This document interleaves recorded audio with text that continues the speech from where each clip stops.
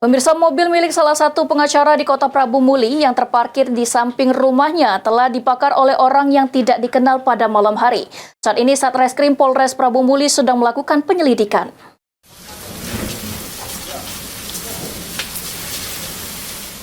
Sebuah minibus warna putih milik pengacara sekaligus aktivis yang terparkir di samping rumah terbakar karena diduga dibakar oleh orang tidak dikenal.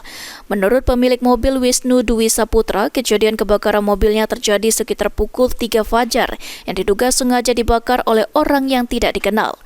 Wisnu menduga kuat pembakaran mobil miliknya dilakukan oleh orang yang tidak dikenal karena saat ini dirinya sedang mendampingi kliennya yang melaporkan kasus penipuan dan penggelapan.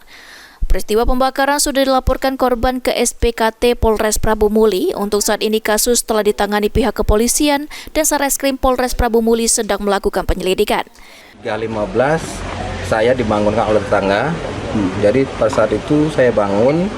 Pada saat bangun itu saya membuka pintu teras samping saya. Ternyata kondisi mobil saya sudah terbakar dan apinya sangat besar.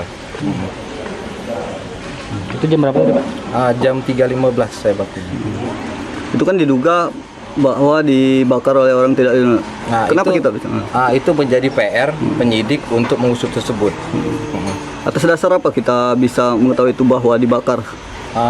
Posisinya ada kejanggalan-kejanggalan yang dilihat dari selesainya kebakaran tersebut. Seperti apa itu? Dari apinya terpisah menjadi atensi kan untuk Kapolres untuk menyelesaikan kasus ini.